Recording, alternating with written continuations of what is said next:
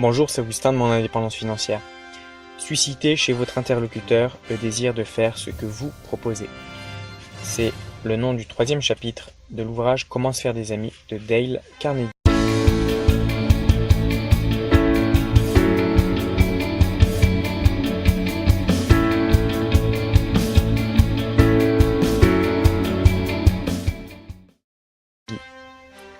Chaque été, je vais pêcher sur un lac du Maine. En ce qui me concerne, je raffole des fraises à la crème.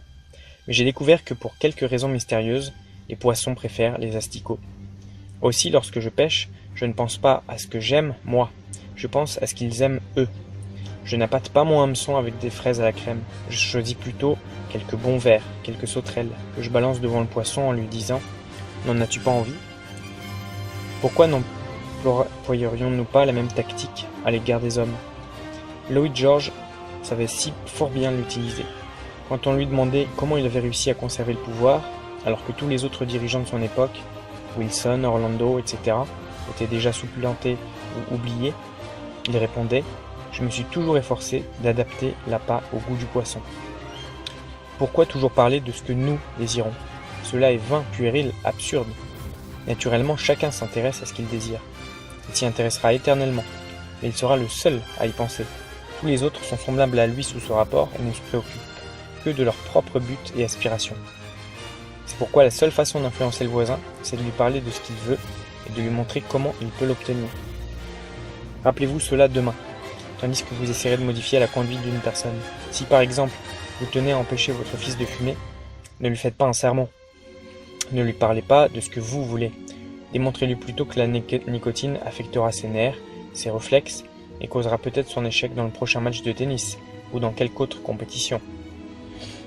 C'est là un excellent principe à appliquer, que vous ayez affaire à des enfants, des veaux ou à des chimpanzés. Un jour, le philosophe Ralph Waldo Emerson et son fils s'efforçaient de faire entrer un veau dans une étable. Mais commettant l'erreur commune, ils ne pensaient qu'à ce qu'ils désiraient. Et l'un tirait tandis que l'autre poussait. Malheureusement, tout comme eux, le veau ne se préoccupait que de ce qu'il voulait. Il s'arc-boutait sur ses pattes et refusait de quitter son pâturage. La servante irlandaise vit la situation. Elle ignorait l'art d'écrire des livres ou des essais, mais du moins en l'occurrence, sut-elle montrer plus de bon sens qu'Emerson. Elle réfléchit à ce qui tenterait l'animal. C'est pourquoi elle glissa dans sa gueule un doigt maternel qu'il se mit à sucer, tandis qu'elle le conduisait doucement dans l'étable. Chacune des actions que vous avez accomplies depuis le jour de votre naissance a été motivée par le fait que vous désiriez quelque chose. Oui, c'est vrai. Il vous est arrivé de donner 500 francs à une œuvre de charité. Voilà un geste totalement désintéressé, direz-vous. Et pourtant, il ne fait pas exception à la règle ci-dessus. Vous avez fait ce don pour avoir la satisfaction d'être charitable, d'accomplir une action généreuse, belle et noble. Ce que tu as fait pour le plus humble de mes frères, tu l'as fait pour moi, dit l'Écriture.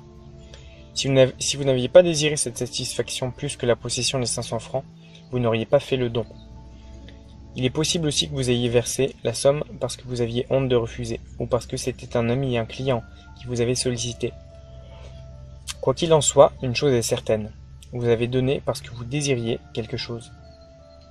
Dans son livre remarquable « L'art d'influencer la conduite humaine », le professeur Harry A. Overstreet déclare « L'action naît de nos désirs fondamentaux. Et le meilleur conseil qu'on puisse offrir à ceux qui désirent influencer leurs semblables, aussi bien dans les affaires, dans la politique, que dans l'enseignement ou la famille, c'est avant tout d'éveiller chez eux un ardent désir. » Il ajoute « Celui qui peut réaliser cela s'attache tous les concours et toutes les sympathies. Il connaît le succès. Celui qui en est incapable demeure pauvre et solitaire. » Andrew Carnegie, l'humble garçon écossais qui à ses débuts ne gagnait que quelques cents de l'heure et qui finalement donna aux bonnes œuvres la somme de 365 millions de dollars, avait dès son jeune âge compris que le seul moyen d'influencer un homme, c'est de s'intéresser à ce qu'il aime, à ce qu'il désire. Carnegie avait fréquenté l'école pendant 4 ans seulement. Pourtant, il savait manier les hommes. Sa belle-sœur avait 2 grands-fils à l'université Yale.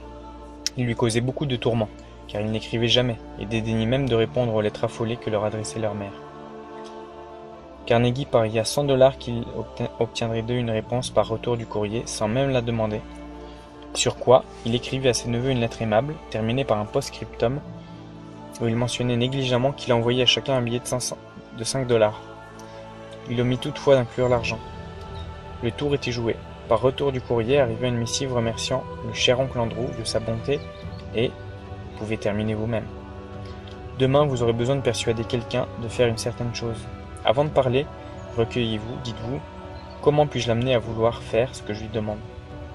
Ainsi, vous éviterez de vous précipiter sans réfléchir chez les gens pour les entretenir futilement de vos projets et de vos désirs. Chaque saison, je donne à New York une série de conférences, et à cet effet, je loue pour 20 soirées la salle de danse d'un grand hôtel. Une année, au début de la saison, je fus brusquement averti que le loyer de la salle venait d'être augmenté de près du triple. Les billets avaient été imprimés, distribués, et toutes les annonces faites. Évidemment, je ne voulais pas payer cette augmentation. Aller me plaindre au directeur de l'hôtel? Entretenir un indifférent de ce qui me préoccupait? À quoi bon? Cet homme était tout pareil à moi, il ne s'intéressait qu'à ce qu'il voulait. Je réfléchis, et 2 jours plus tard, j'allais le voir. « J'ai été un peu surpris de recevoir votre lettre, » lui dis-je. « Cependant, je ne vous blâme nullement. Sans doute aurais-je agi de même à votre place. Votre devoir en tant que directeur de cet hôtel est d'en tirer le maximum de profit. Si vous ne le faites pas, vous serez flanqué à la porte, et vous mériterez de l'être. Mais prenons une feuille de papier, voulez-vous, et considérons les avantages et les inconvénients que vous tirerez de cette hausse, si vous insistez pour la maintenir. » Ayant d'entrée partagé la feuille en deux dans le sens de la hauteur, j'inscrivis d'un côté « avantage » et de l'autre « inconvénient ».